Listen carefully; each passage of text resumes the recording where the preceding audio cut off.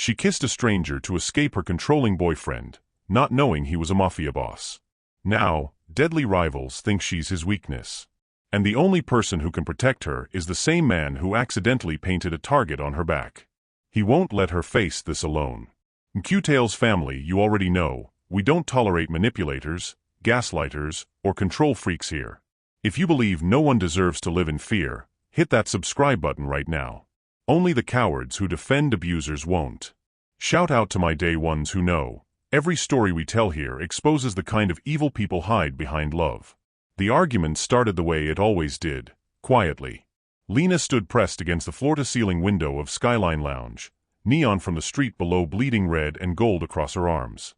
Behind her, the city sprawled infinite and indifferent. In front of her, Ryan's voice dropped into that register she'd learned to fear. "You're embarrassing me, Lena." His words were soft. His smile was tight. The crowd around them, expensive suits, cocktail dresses, laughter that sounded like money, paid no attention. That's how Ryan operated. Always in public.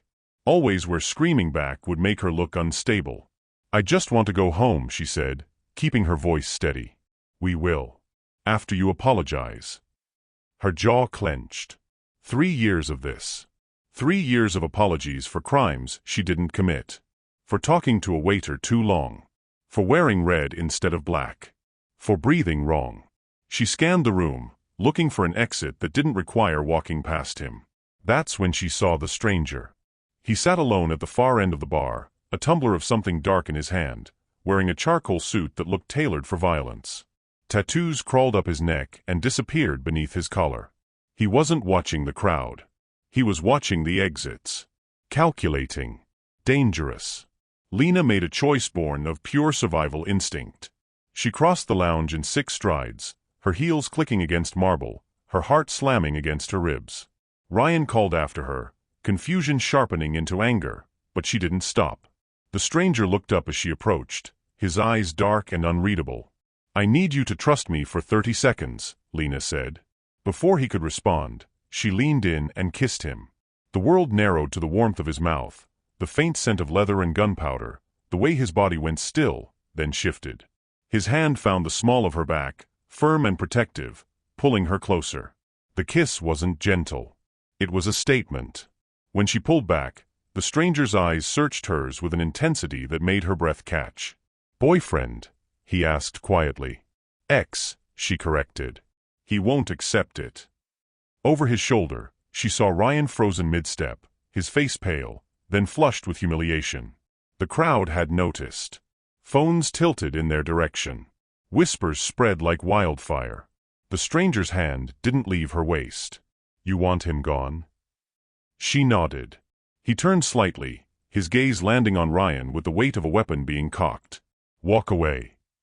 Ryan's mouth opened. Closed. His eyes darted between them, and something shifted in his expression, recognition, maybe, or fear. He took a step back. "This isn't over, Lena," Ryan said, his voice shaking with barely controlled rage. "You can't just." She said no. The stranger's tone didn't rise. It didn't need to.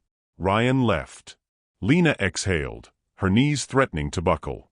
The stranger's hand steadied her. "Thank you," she whispered. "Don't thank me yet." Before she could ask what he meant, a flash went off. A man on the balcony above them, phone aimed directly at them. The stranger's jaw tightened. "We need to leave. Now." "Why? What?" "That photo just made you a person of interest." He guided her toward a back hallway she hadn't noticed. "And in my world, that's the most dangerous thing you can be." "Your world?" Her pulse spiked. "Who are you?" He didn't answer. But as they moved through the service corridor, past staff who averted their eyes and didn't ask questions, Lena felt the truth settle cold and heavy in her chest. She'd kissed a stranger to escape one nightmare. She'd just walked straight into another.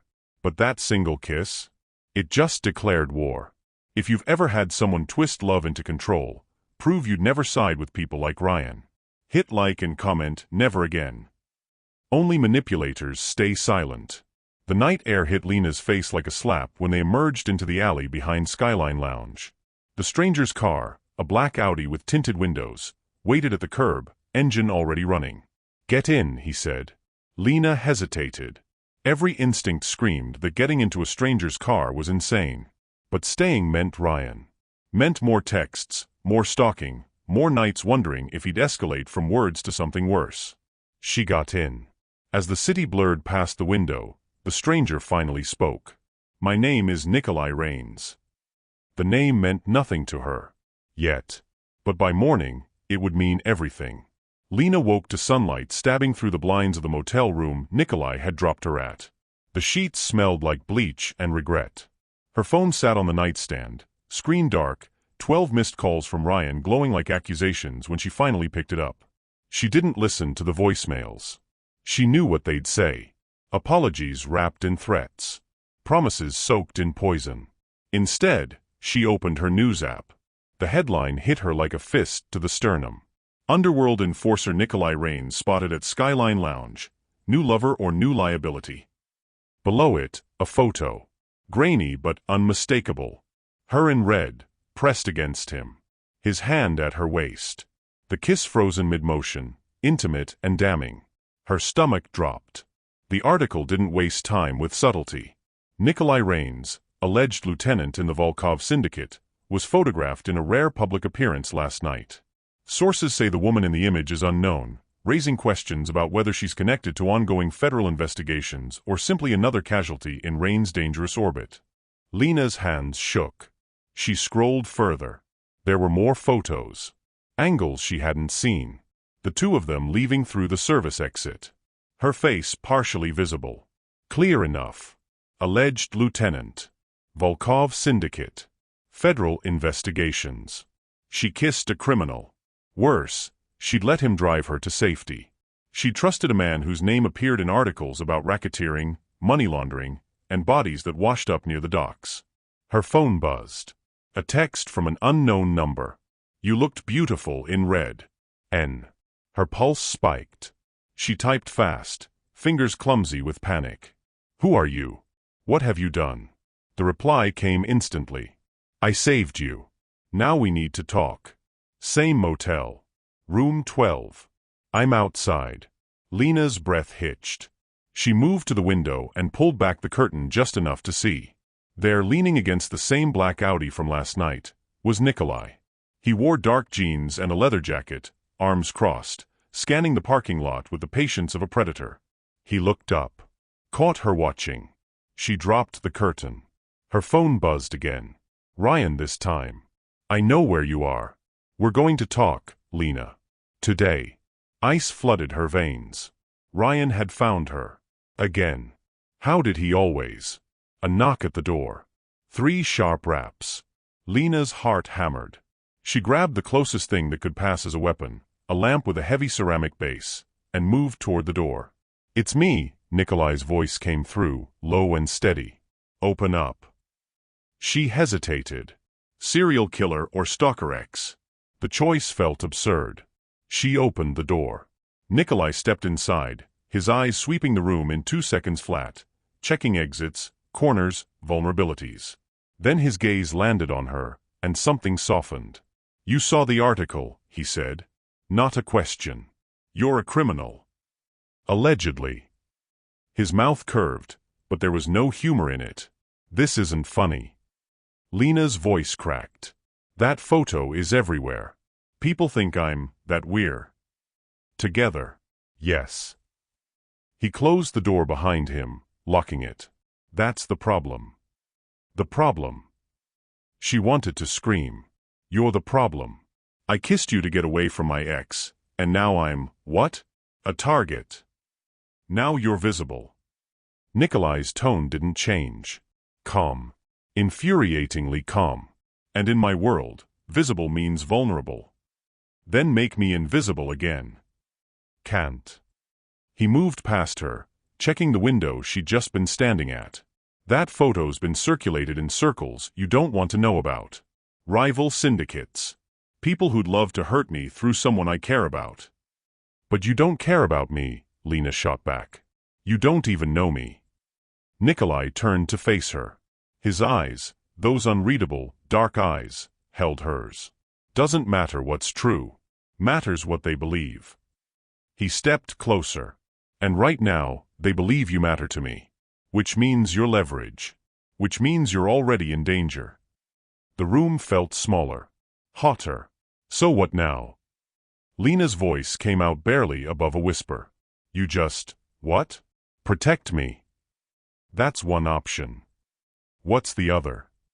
His jaw tightened. You go back to your life. Pretend nothing happened. And pray they lose interest before they decide to test whether I'd bleed for you. The silence between them was suffocating. Lena's phone buzzed again. Another text from Ryan. I can see the motel sign from here, Lena. Room 8. Room 10? I'll find you. Her blood turned to ice. Nikolai glanced at her screen. His expression shifted, something cold sliding into place. He's here. She nodded, throat tight. Nikolai's hand went to his waistband. When he pulled it back, there was a gun. Stay inside. Lock the door behind me. His voice dropped into something flat and final. And if anyone but me knocks, don't answer. He was at the door before she could respond. Wait, Lena grabbed his arm. What are you going to do? Nikolai looked at her hand on his sleeve, then back at her face. You started something you can't walk away from, he said quietly. Neither can I. He left. The door clicked shut. Lena stood frozen, listening to the sound of footsteps fading, an engine starting, tires on gravel. Outside, somewhere in the parking lot, two men were about to meet. Only one of them understood what that meant. What happens when your only protector is the same man you should be running from? If you think protection should never come with a price, subscribe right now. Only those who excuse manipulation wouldn't. The photo spread like a virus. By noon, Lena's face had been screenshotted, cropped, enhanced, and passed through encrypted channels she'd never even heard of. She didn't know this yet. What she knew was that people were staring. At the coffee shop 2 blocks from the motel, the barista's eyes lingered too long. On the subway platform, a man in a gray hoodie stood 3 feet behind her for 4 stops, never once looking at his phone. At the corner store where she bought crackers and bottled water, the cashier asked if she was that girl from the news. Lena said no. Paid cash. Left fast. But the feeling followed her, eyes tracking her movements, whispers just quiet enough that she couldn't make out the words. Her name became something people passed around in low voices, careful not to say it too loud. Lena Hart. Nikolai's girl. The one in red. She wasn't a person anymore. She was a symbol. A piece on a board she couldn't see. By the 3rd day, the warnings stopped being subtle. Her camera bag, the one she'd left in the motel room while she ran out for food, was gone when she returned. The door hadn't been forced. No broken lock. Just the bag missing and a note on the bed, handwritten in black ink. We know who you are. We know where you sleep. Soon we'll know what you're worth. Lena's hands shook as she read it. She checked the closet, the bathroom, under the bed. No one there. But they'd been inside.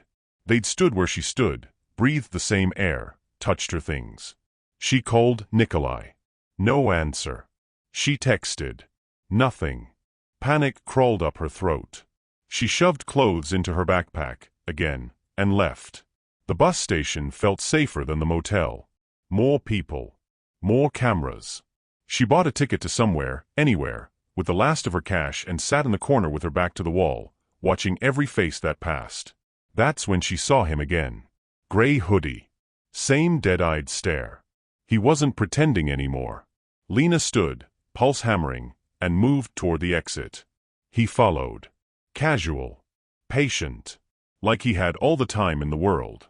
She stepped outside into the evening crush of commuters and started walking fast. Not running. Running would confirm she knew. But her legs wanted to sprint. Her chest wanted to scream. Behind her, footsteps matched her pace. She turned a corner into an alley. Stupid, she knew, but the main street felt too exposed, and the footsteps quickened. Lena Hart. The voice was flat. Transactional. She spun around. Gray hoodie stood at the alley entrance, blocking her exit. He pulled something from his pocket. Not a gun. A phone. Just need a picture, he said. Proof you're still breathing. Then I leave. Who sent you? He smiled. No warmth. People who want to know what Rains would pay to keep you that way. Lena's back hit the brick wall. She had nowhere to go. That's when the second shadow appeared. Nikolai stepped into the alley from the far end, silent, sudden, inevitable. He didn't run. Didn't shout. Just moved like water filling space, closing the distance between them in seconds. Gray Hoodie turned, saw him, and froze. "Walk away," Nikolai said quietly. The man's hand went to his waistband. Nikolai was faster. The sound of the impact, bone meeting brick, echoed sharp and final. Gray Hoodie crumpled. Nikolai dragged him to the side of the alley, checked his pulse, and pulled the phone from his hand. He scrolled through the messages, jaw tight, then crushed the phone under his boot. He turned to Lena. She was shaking. Full body tremors she couldn't control. "How did you?" "I've been watching you since the motel." His voice was steady, almost gentle. "You think I'd let you walk around unprotected? Then why didn't you?" "I needed to see who was trailing you." He stepped closer, his hand brushing her shoulder. "Now I know." Lena's breath came fast and shallow. "This is because of you. That photo. That kiss. I'm being hunted because I made you visible." He didn't deny it. Didn't apologize. "But I don't let anyone touch what's under my shadow." The words should have felt comforting. Instead, they felt like chains. "What if I don't want to be under your shadow?" Her voice cracked. Nikolai's eyes softened, just barely. "Then you die. Probably within a week." The brutal honesty hit harder than a slap. "So I'm trapped. You're alive." He pulled her away from the wall, guiding her toward the far exit. "There's a difference." As they walked, Lena glanced back at the man crumpled in the alley. Still breathing. Barely. She'd seen Nikolai's world now. Up close. Violent. Efficient. Necessary. And the worst part? She was starting to understand it. Would you trust a man like that? Comment trust no mask, if you've ever seen someone hide cruelty behind charm. Manipulators hate honesty. Prove you're not one of them. Ryan hadn't slept in 3 days. He sat in his apartment, the one Lena used to share with him before she lost her mind, scrolling through the photo for the 100th time. Her lips on that stranger's mouth. His hand on her waist. The way she leaned into him like Ryan had never existed. The humiliation burned hotter than rage. His friends had seen it. His co-workers. His mother had called asking if everything was okay with Lena. The pity in her voice made him want to put his fist through the wall. She'd made him a joke. A cautionary tale. The guy whose girl ran straight into the arms of a mobster the second she got free. Ryan threw his phone across the room. It cracked against the baseboard but kept buzzing. Another notification. Another share. Another stranger laughing at him. He needed to fix this. Not for her. She'd made her choice. But for him. To prove he wasn't weak. Wasn't disposable. That's when the message came through. "Unknown. Heard you lost something that belongs to you." Ryan stared at the screen. His thumb hovered over delete. Then he typed back. "Ryan, who is this?" "Unknown. Someone who can help you get her back. If you're smart enough to take the deal." He should have blocked the number. Should have known better. But the word help hooked him like a lure. They met at a bar in Queens. Low lighting, cracked leather booths. The kind of place where nobody asked questions. The man who slid into the seat across from Ryan wore a jacket too nice for the neighborhood and a smile too wide for the conversation. "You're Ryan, yeah?" The man didn't offer a hand. Just pulled out his phone and showed Ryan a photo. Lena outside a motel. Alone.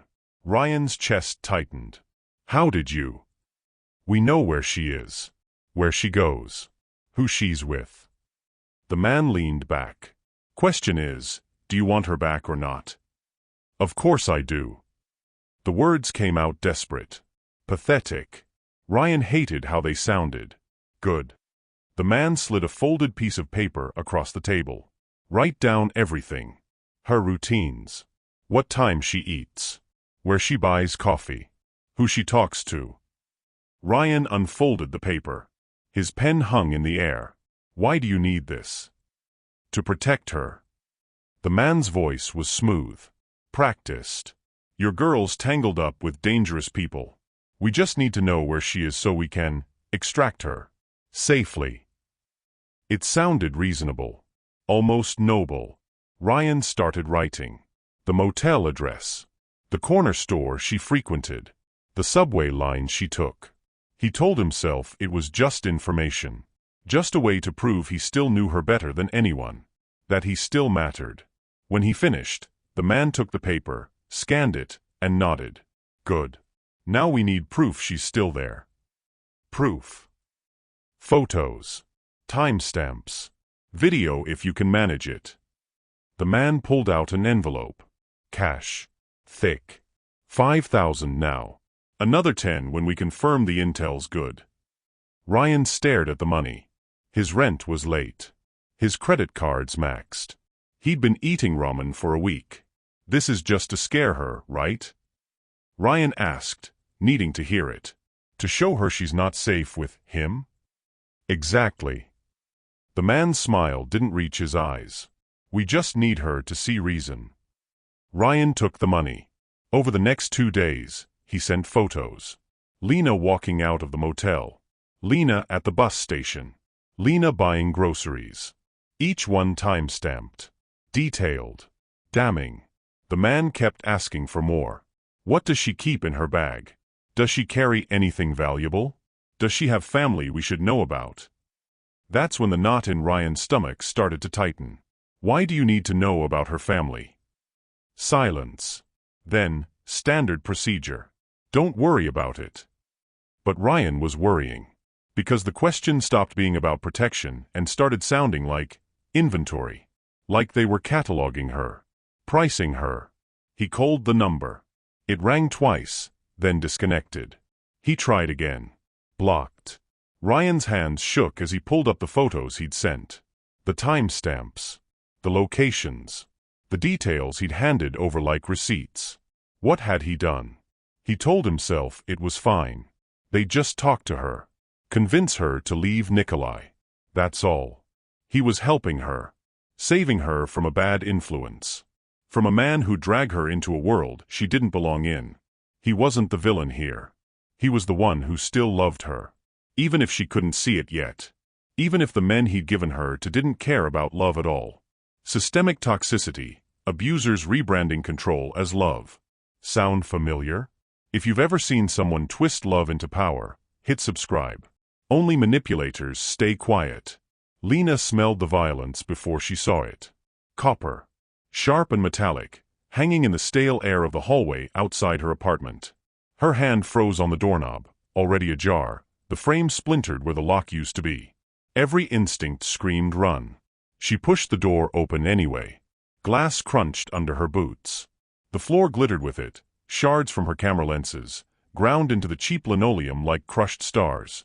Her equipment bag lay gutted in the center of the room, straps slashed, memory cards scattered like spent shells. The walls had been searched. Drawers hung open, contents spilled. Her mattress slashed diagonally, foam spilling out like exposed organs. And on the kitchen counter, written in something dark that wasn't ink. Property of Rains now. Lena's breath came shallow and fast. Her heartbeat hammered so loud it drowned out thought. She took a step back, glass grinding beneath her heel, and that's when she heard it. Footsteps. Not hers. Coming from the bedroom. She should have run. Should have screamed. But her body locked in place, every muscle taut with animal terror. The bedroom door swung open. A man stepped out, broad-shouldered, tattooed neck, eyes flat as a snake's.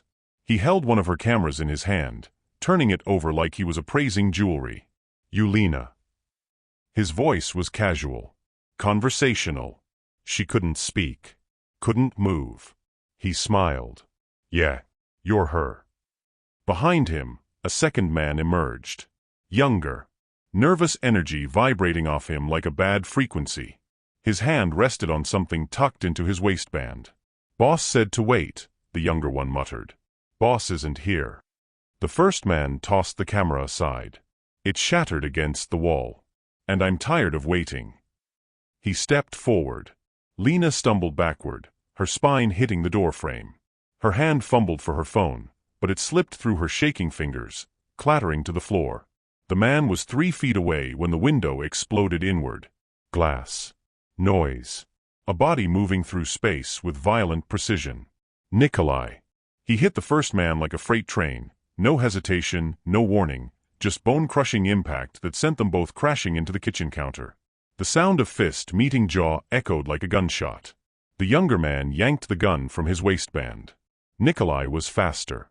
He twisted, disarmed him in 2 movements, and drove the weapon's grip into the kid's temple. The younger man dropped like someone cut his strings. The first man was already back on his feet, blood streaming from his nose, pulling a knife. He lunged. Nikolai sidestepped, caught his wrist mid-swing, and broke it. The scream was short. Wet. Then silence. The man with the broken wrist collapsed, cradling his arm, whimpering. Nikolai stood over him, breathing steady, not even winded. He pressed his boot against the man's chest, not hard enough to crush, but enough to pin. "Who sent you?" Nikolai's voice was calm, terrifying in its steadiness. The man spat blood. "Go to hell." Nikolai applied pressure. Ribs creaked. "Wrong answer." "Mendoza." The word came out strangled. "He paid us to grab her. Said you'd pay more to get her back." Nikolai's jaw tightened.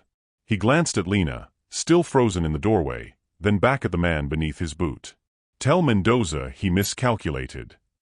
The pressure increased. Something cracked. The man screamed. Then Nikolai stepped back, pulled out his phone, and made a call. "I need a cleanup crew. Now." The younger man on the floor groaned, trying to crawl toward the door. Nikolai stepped over him without looking down. He crossed to Lena, his hands, still bloody, reaching for her shoulders. "Are you hurt?" She shook her head. Couldn't find words. "Did they touch you?" "No." Her voice cracked. "I just got here." Nikolai's eyes swept her face, checking for lies, for injuries, for cracks. Then he pulled her against his chest, one hand at the back of her head, holding her steady while she shook apart. "You're safer with me," he said into her hair. "Or not at all." The words should have felt like comfort. Instead, they felt like a cage door slamming shut. Behind them, footsteps on the stairs. Voices. Nikolai's people, already arriving to erase the evidence. To clean the blood. To disappear the men who'd broken into her home. Lena pulled back, looked up at him. At the man who'd just broken someone's ribs without blinking. Who'd moved through violence like breathing. "What are you?" she whispered. His expression didn't change. "The only thing standing between you and worse." Outside, sirens wailed in the distance. Nikolai's crew worked fast, lifting bodies, wiping surfaces, collecting shell casings that hadn't been fired. Efficient. Practiced. Invisible. Lena watched them work and felt the last piece of her old life crumble. She was terrified of Nikolai. Terrified of the coldness in his eyes when he hurt people. Terrified of how easy violence was for him. But she was more terrified of Ryan. Of the texts that kept coming. Of the way he'd found her again and again. Of the men he'd sent, because she knew now, somehow, that Ryan was connected to this. That his desperation had teeth. That night, she didn't know which man would ruin her first. The one who protected her like property. Or the one who'd sold her like it. If you believe no woman deserves to live in fear, prove it. Only cowards scroll past. The safe house was a lie wrapped in luxury. Marble floors. Floor-to-ceiling windows overlooking the city. Furniture that cost more than Lena's entire year of rent. But the windows were bulletproof. The doors had 3 locks. And the men stationed outside weren't decorative. Lena had been here for 5 days. 5 days of silence, secrecy, and the suffocating awareness that she traded one cage for another. Nikolai came and went like a storm, sudden, powerful, then gone. She'd hear his voice through walls, speaking in clipped sentences she couldn't fully decode. Phone calls that lasted 30 seconds. Names she didn't recognize. Codes she wasn't meant to understand. On the 6th day, he let her listen. They sat in his office, dark wood, leather chairs, a desk bare except for a single encrypted phone. Nikolai leaned back, the call on speaker, his eyes never leaving her face. "The shipment's clean," a voice crackled through. "No tags. No tails. Good. Route it through the secondary channel. I want confirmation by midnight." "Understood." The call ended. Silence filled the space between them. "That's it?" Lena asked. "That's how you run an empire?" "Empires are built on trust and consequences." Nikolai poured 2 glasses of whiskey, slid one across the desk. "The men who work for me know both." She didn't touch the glass. "And the ones who don't?" His expression didn't change. "They learn." It should have sounded cold, ruthless. But there was something else beneath it: exhaustion. The kind that comes from carrying weight too long. Lena studied him. Really looked. Past the tailored suits and the tattoos and the violence. She saw the scar that cut through his eyebrow. The tension in his jaw that never fully relaxed. The way his hands stayed still, always ready. "How long have you been doing this?" she asked quietly. "Long enough to forget what it feels like to stop." The honesty hit harder than any threat. Over the next 2 days, she saw more. The coded messages that mapped territories and debts. The quiet meetings where men spoke in half-sentences and Nikolai listened more than he talked. The efficiency of a machine built on loyalty and fear in equal measure. She watched him navigate phone calls in 3 languages, broker deals with a handshake and a threat, and defuse a brewing war with nothing but a look and a single sentence: "Not worth it." And through it all, she saw the cracks. The way he rubbed his temples after long calls. The nights he didn't sleep, standing at the window watching the city like he expected it to attack. The moments his mask slipped and something human flickered underneath. Grief, maybe, or regret. One night, she found him on the balcony, smoke curling from a cigarette he wasn't really smoking. "Do you ever want out?" Lena asked, joining him at the railing. Nikolai exhaled slowly. "Every day." "Then why don't you leave?" "Because men like me don't retire. We just stop breathing." He turned to face her, eyes dark and serious. "Every man in my world pays for love with blood. I hope you're smarter." The words hung between them, warning and confession both. Before she could respond, his phone buzzed. He glanced at the screen, and something shifted in his expression. Cold calculation replacing exhaustion. "What is it?" Lena asked. "We found Ryan." Her blood went cold. "Where?" "Doesn't matter where. Matters what he's been doing." Nikolai swiped through messages, his jaw tightening with each screen. "The cartel has his texts. Photos. Timestamps. He's been feeding them information for over a week." The betrayal shouldn't have surprised her. But it did. Gutted her, actually. Because even after everything, some part of her had believed Ryan's obsession was rooted in something real. Something broken, but human. This was neither. "He sold you," Nikolai said, his voice flat. "Traded your location for cash and a promise they'd teach you a lesson." Lena's hands clenched into fists. Rage and grief twisted together until she couldn't tell which was which. "What do we do?" Nikolai studied her. Not with pity. With something sharper. Respect, maybe. "We bait him. Use what he wants against him. He wants me to come back. Then we make him think you will." Nikolai set the phone down, his full attention on her now. "But this only works if you're in. If you can face him without breaking." Lena thought of the apartment breach. The shattered cameras. The note written in blood. The years of apologies for crimes she didn't commit. She thought of the woman she used to be, small, scared, always running. And she thought of the woman standing in a safe house, learning the language of violence and survival from a man who'd built an empire on both. "Tell me the plan," she said. For the first time since they'd met, Nikolai smiled. Not cruel. Not cold. Proud. Comment stand up if you take back control after being silenced. Weak minds fear strong choices. The fog rolled off the water like something alive, thick and cold, turning the industrial docks into a graveyard of rusted cranes and abandoned shipping containers. Midnight pressed down heavy as guilt. Lena stood on the worn wood planks, the wire taped beneath her jacket scratching against her ribs with every breath. Her phone glowed in her palm, Ryan's last message still open. I know I messed up. Please. Just talk to me. Pier 7. Midnight. Just us. Just us. The lie tasted bitter even through the screen. Behind her, somewhere in the maze of containers, Nikolai's men waited. Silent. Invisible. 30 shadows with orders to move only when the trap closed. In front of her, headlights cut through the fog. Ryan's silver Lexus. Lena's pulse hammered against the wire. She forced her breathing steady, forced her face into something softer than rage. This had to look real. The car door opened. Ryan stepped out, and even from 20 feet away, she could see he'd been unraveling. Wrinkled shirt. 2 days of stubble. Eyes hollow and desperate. Lena. His voice cracked on her name. Relief and ownership mixed together like poison. She didn't move. You wanted to talk. So talk. Ryan approached slowly, hands visible, playing the part of the repentant boyfriend. I'm sorry. For everything. I panicked when you left. I wasn't thinking straight. You gave them my address, Ryan. He froze mid-step. The mask slipped. Just for a second, but she saw it, calculation replacing remorse.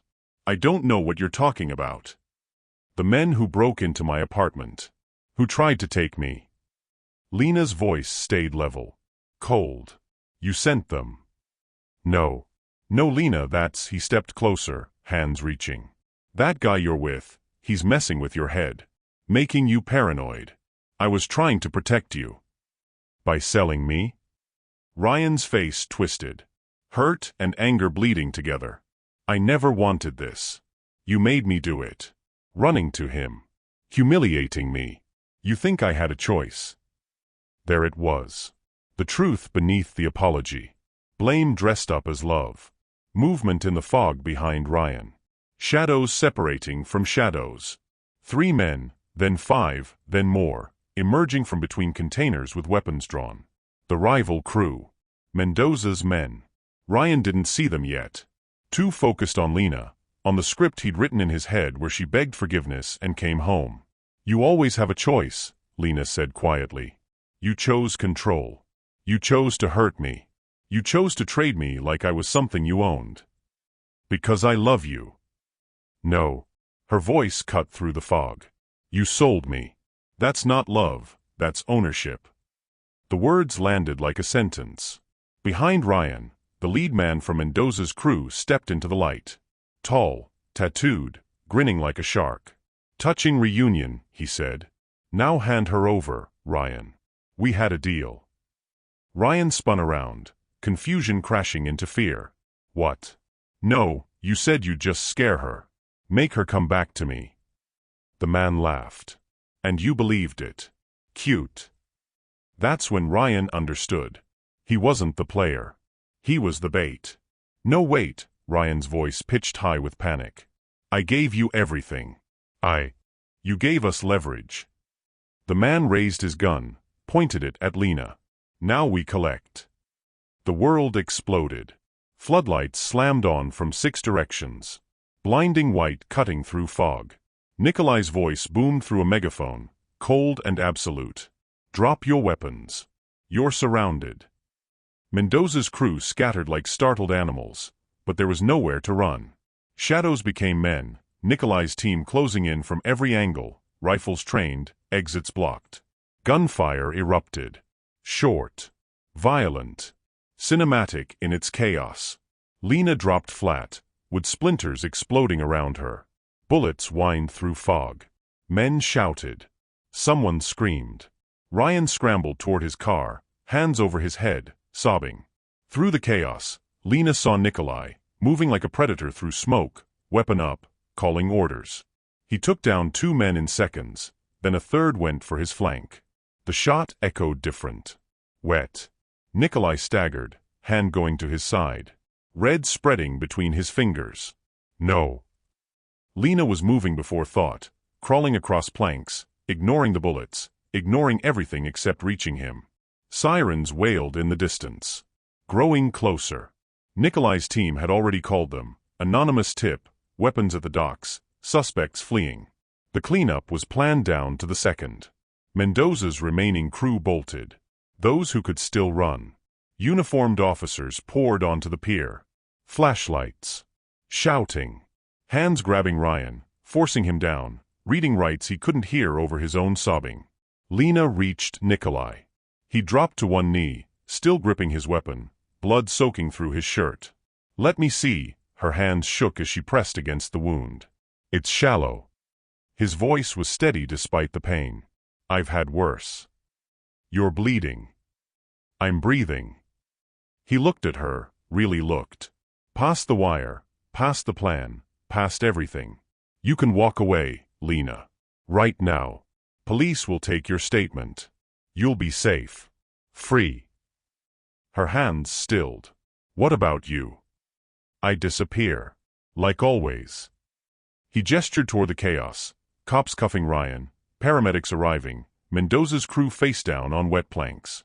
"This ends here. You get your life back."